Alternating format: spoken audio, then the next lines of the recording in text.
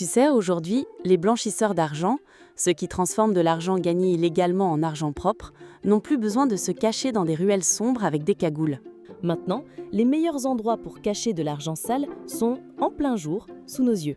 Les avocats créent les outils juridiques, les banques déplacent l'argent et les villes écrivent des lois qui rendent ça super facile.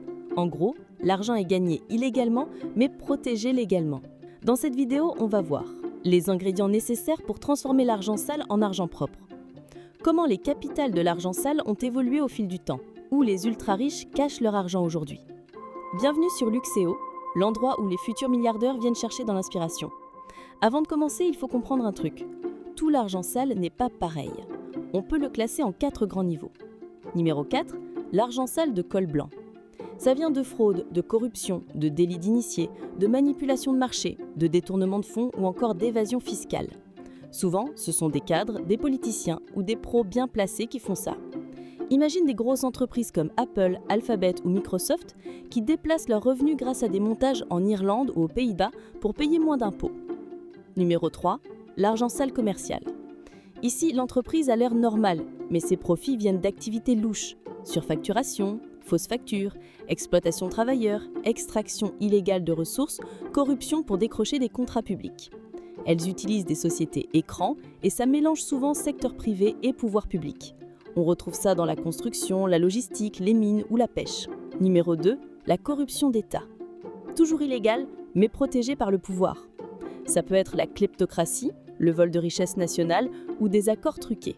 Par exemple, en Malaisie, le fonds 1 Malaysia Development Berhad devait aider le pays, mais plus de 4,5 milliards de dollars auraient été volés par des initiés, comme le financier Joe Low ou l'ancien Premier ministre Najib Razak. En Russie, des oligarques proches de Poutine ont sorti des milliards vers Londres ou Suisse. En Nigeria, des milliards issus du pétrole sont partis en pots de vin ou ont été volés. Et enfin, numéro 1, le crime organisé. C'est le plus risqué, avec de l'argent venant directement de la drogue, de l'extorsion, de la traite humaine ou de la contrebande. Là, on parle de cash pur ou de virements liés à des criminels connus. Pense aux cartels mexicains qui blanchissent l'argent de la drogue ou aux triades chinoises qui trafiquent des animaux sauvages. Si tu demandes à la plupart des gens où va la richesse cachée du monde, ils vont te répondre les îles Caïmans, le Panama, la Suisse. Mais d'après l'indice de secret financier 2025, le pays numéro 1 du secret aujourd'hui, ce sont les États-Unis. On retrouve aussi Singapour et Hong Kong. Ces endroits ne sont pas des îles tropicales douteuses, ce sont des capitales financières et légales, respectées, stables et modernes. Et c'est pour ça qu'ils attirent 3 des 4 niveaux d'argent sale, le col blanc, le commercial et la corruption d'État.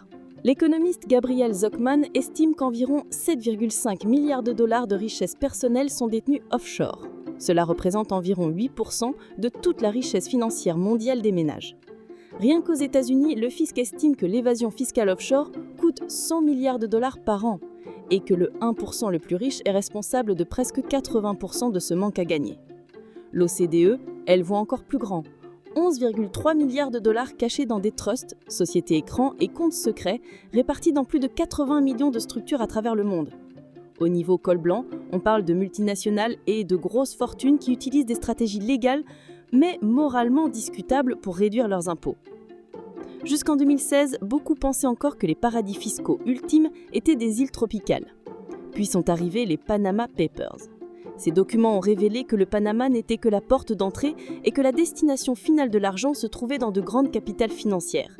Un seul cabinet d'avocats, Mossack Fonseca, a été à l'origine de 11,5 millions de fichiers montrant comment ils créaient et géraient des sociétés écrans, plaçant ensuite l'argent à Londres, New York, Zurich ou aux Seychelles. L'argent ne restait pas immobile, il circulait aussi depuis ces endroits. Des entreprises comme Apple, Alphabet, Amazon ou Microsoft déplacent leurs profits sur le papier vers des pays où elles payent très peu ou voire pas d'impôts. Par exemple, avant 2020, Facebook déclarait la majorité de ses revenus publicitaires internationaux en Irlande, où l'impôt sur les sociétés est de 12,5%, l'un des plus bas du monde développé. Aujourd'hui, les Pays-Bas, les États-Unis et le Royaume-Uni gèrent l'essentiel de ces flux de transfert de profits. Et ce qui les rend puissants, c'est que la loi est de leur côté. En une semaine, un avocat à Londres peut créer une société écran aux îles Vierges britanniques, la connecter à une société du Delaware et commencer à transférer de l'argent sans jamais mettre les pieds dans une banque ou un tribunal. 3 pays différents, travaillant ensemble pour passer sous le radar. Presque parfait. Le Delaware est une raison pour laquelle les États-Unis sont aujourd'hui le plus grand facilitateur du secret financier dans le monde. C'est un paradis pour créer des sociétés appelées LLC. Il y a là-bas plus de 2,2 millions d'entreprises enregistrées. C'est plus que le nombre d'habitants de l'État. Les faits pour enregistrer ces sociétés financent environ un tiers du budget du Delaware. Mais il n'est pas seul. Le Wyoming a maintenant plus de sociétés par habitant que le Delaware.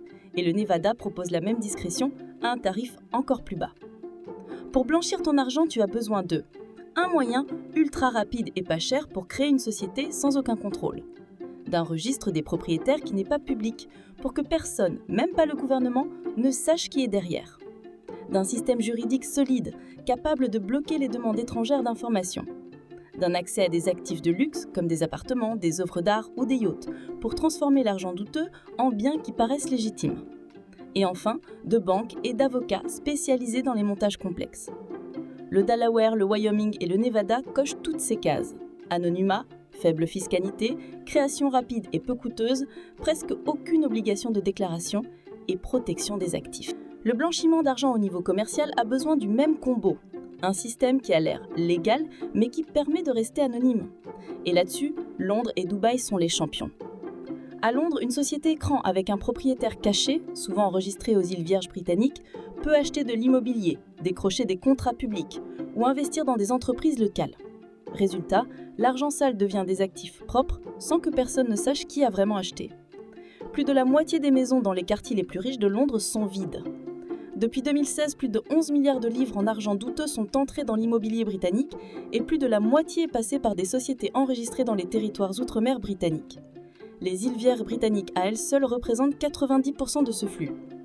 En 2022, le Royaume-Uni a mis en place un registre censé révéler les vrais propriétaires des biens. Mais une étude de la London School of Economics a montré que plus de 70% des propriétés détenues via des structures offshore n'affichent toujours pas de propriétaires identifiables au public. Et dans plus d'un 3 des cas, même la police ne peut pas savoir qui est derrière. Knightsbridge et Mayfair sont de bons exemples. 2/3 des biens en plein propriété détenus par des sociétés étrangères restent complètement anonymes. Dubaï va encore plus loin. Il a des zones franches où on peut créer une société en un temps record, avec très peu de vérification.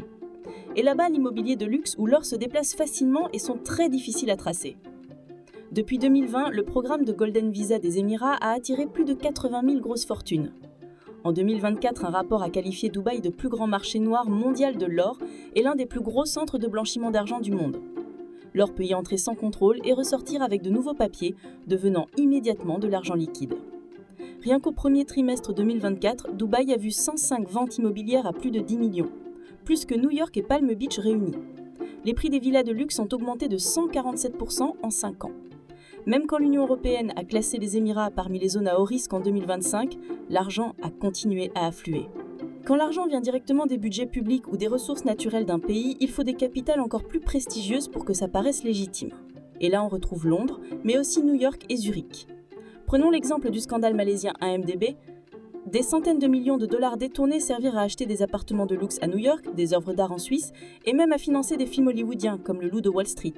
Le département de la justice des États-Unis a confirmé que de dizaines de millions de dollars volés avaient été utilisés pour produire ces films. Petit bonus, Joe Lowe, personnage clé du scandale, a offert un collier en diamant d'1 300 000 $ à la mannequin Miranda Kerr, de 8 millions de dollars de bijoux à Kim Kardashian et un tableau de Picasso à 3 200 000 $ à Leonardo DiCaprio.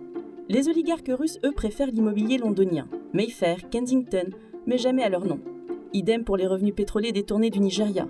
Des banques britanniques comme HSBC, Standard Chartered ou NatWest ont été impliquées dans le traitement de ce montant énorme, que ce soit pour le scandale malaisien ou celui du pétrole nigérian. Et sans faire beaucoup de vérifications. Quand on pense au crime organisé, on imagine souvent des valises pleines de cash, des clubs de striptease, des bateaux ou de l'argent de cartel caché dans des petites banques. C'est ce que montrent les séries comme Narcos ou Ozark. Mais ça, ce n'est que le début du blanchiment. Le crime organisé adore les zones où les contrôles sont faibles, les transactions rapides et l'accès à des marchés faciles à revendre. C'est là que Panama, les îles Vierges, les îles Britanniques et Dubaï dominent. Ces réseaux doivent faire entrer rapidement leur argent liquide dans des systèmes qui ont l'air propres. Pour ça, ils utilisent des fausses factures, des sociétés écrans ou la contrebande d'or. Ces zones ne posent presque pas de questions. Leur priorité, c'est la vitesse et la discrétion, pas la protection long terme des biens. Chaque niveau de blanchiment a ses capitales parce que chaque type de crime a ses points faibles. Plus le crime est visible ou lié à un État, plus la couverture doit être sophistiquée et prestigieuse. Cacher de l'argent, ce n'est pas seulement éviter les ennuis, c'est une stratégie. Si personne ne sait exactement combien tu possèdes, où sont tes biens ou quel pays les protège, toute attaque contre toi devient risquée. C'est comme jouer aux échecs quand la moitié du l'échiquier est cachée. Souvent, ceux qui sont au pouvoir savent d'où vient cet argent et ils participent à le protéger. Ils ne le cachent pas aux politiciens ou aux entrepreneurs, mais au public, à toi, à moi, aux journalistes. Ce secret leur donne un coup d'avance et leur permet d'acheter plus de pouvoir tout en payant moins. Imagine, une société veut racheter une entreprise en difficulté. Si ses concurrents voient 500 millions de dollars en cash sur son compte, le prix de l'enchère grimpe. Mais si ce cash est caché dans une fondation au Liechtenstein, invisible pour tout le monde, elle peut racheter à bas prix. Quand une ville devient un centre de blanchiment, l'argent qu'elle attire ne reste pas que dans des comptes privés. Il finit aussi dans des fonds publics qui peuvent être déplacés à nouveau. Le système paie les riches pour garder le secret, donc être transparent peut même leur coûter cher. Pour les gens normaux, ça se traduit par des prix de l'immobilier qui explosent, des budgets publics qui s'assèchent, des entreprises honnêtes qui ne peuvent pas rivaliser avec la rapidité et la force de frappe d'un capital qui ne s'arrête jamais pour déclarer ses gains. Et les gouvernements, ils dépendent aussi de l'argent que rapporte ce secret. Alors, qui voudrait vraiment arrêter ça ? C'est un débat à avoir dans les commentaires. Merci d'avoir regardé Luxéo. On a une autre vidéo qui explique quoi faire si tu deviens riche du jour au lendemain. Le lien est dans la description. Prends soin de toi, mon ami.